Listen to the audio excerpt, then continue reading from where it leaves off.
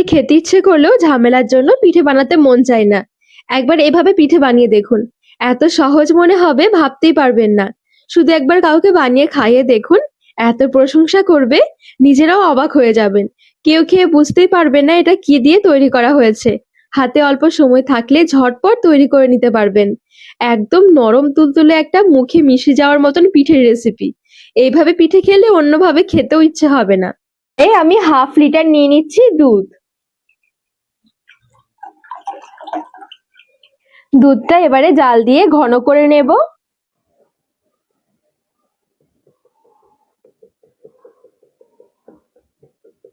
আর এদিকে দেখুন, আমি অল্প চাল জলে ভিজিয়ে রেখেছিলাম। একটু আগে ভিজিয়ে রেখেছি, মোটামুটি 20 থেকে 25 মিনিট হয়ে গেছে। একটু আগে ভিজিয়ে রাখতে হবে। চালগুলো কিন্তু খুব সুন্দরভাবে ভিজে নরম হয়ে গেছে। এবার একটা মিক্সিং জার নিয়েছি। মিক্সিং জারে এই ভেজানো চালটা জল সমেত নিয়ে নেব। চালগুলো ভিজে যাওয়ার পর কিন্তু আমি একটু ভালো করে ধুয়ে নিয়েছিলাম।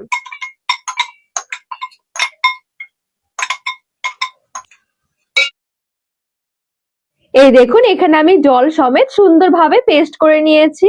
আর এদিকে দেখুন, দুধটাও কিন্তু খুব সুন্দরভাবে ঘন হয়ে গেছে। এবারে মিক্সিতে করে রাখা চালের পেস্টটা নিয়ে নিচ্ছি। সাথে নিয়েছি 2 চামচ গুঁড়ো দুধ। প্রথমে একটা হুইস্ক দিয়ে ভালো করে মিশিয়ে নেব।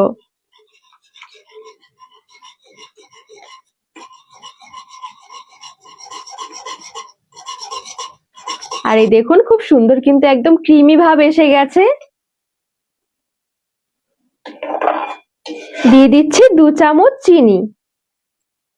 চিনি ভালো করে মিশিয়ে নেব। ভালো করে আমি একটুখানি চিনি দিয়েও রান্না করে নিয়েছি। এখন কিন্তু ক্ষীরটা একদম রেডি। অনেক বেশি আবার ঘন করা যাবে না, এতে করে ঠান্ডা হলে আরো বেশি ঘন হয়ে যাবে।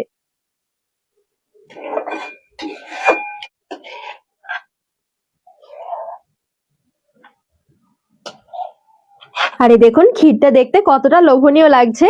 দারুণ লাগে এভাবে ক্ষীরটা বানালে।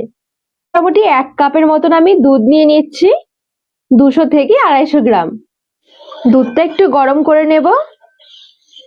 আর আমি 2 থেকে 3টে মতন এলাচ একটু মুখ ফাটিয়ে দিয়ে দিলাম।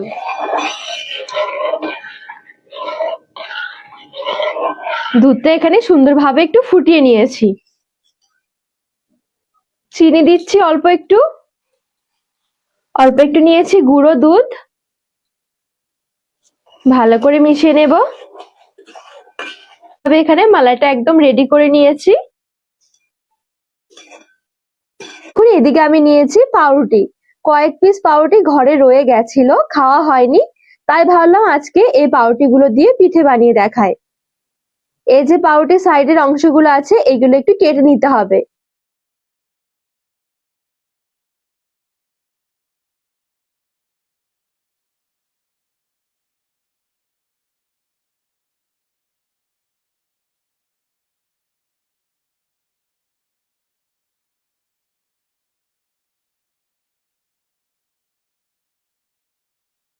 তো এই দেখুন, সুন্দরভাবে কেটে নিয়েছি।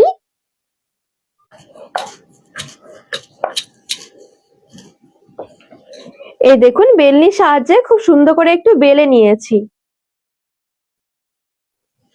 এবারে এদিকে যে আমি ক্ষীরটা তৈরি করে রেখেছি, এখান থেকে অল্প একটু ক্ষীর নিয়ে নিচ্ছি।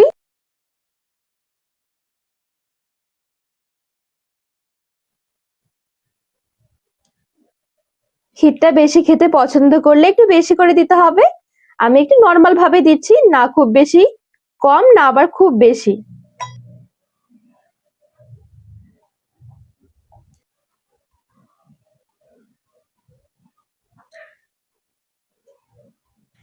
একটা বাটি বসিয়ে এবারে একটু কেটে নেব।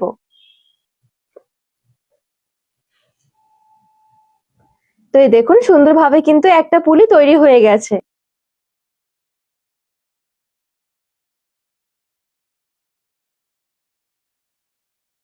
এগুলো এবারে সার্ভ করে নেব। সাজিয়ে নিয়েছি একটা প্লেটে। আর এদিকে যে মালাইটা তৈরি করে রেখেছি, মালাইটা কিন্তু ঠান্ডা হয়ে গেছে। এখান থেকে অল্প অল্প করে মালাই নিয়ে এই পিঠের উপরে এভাবে করে ছড়িয়ে দিচ্ছি। একদম সিম্পল আর সহজ একটা পিঠের রেসিপি। ওপরে অল্প একটু বাদাম কুচি ছড়িয়ে দিলাম। রেডি হয়ে গেল দারুণ স্বাদের একদম নরম তুলতুলে একটা পিঠের রেসিপি। ঝটপট বানিয়ে দেখুন, খেতে দারুণ লাগে। অনেক সময় দেখবেন পিঠে খেতে ইচ্ছে করে কিন্তু সেরকম বানানোর মন থাকে না। একবার এভাবে বানিয়ে দেখুন, এত সহজ মনে হবে ভাবতেই পারবেন না। ভেতরে যে খিরসাটা রয়েছে, এই খিরসার কারণে একদম পিঠের মতনই খেতে লাগবে। বোঝাই যাবে না যে এটা পাউরুটি দিয়ে তৈরি করা হয়েছে। একদম নরম তুলতুলে, মুখে দিতেই মিলিয়ে যাবে।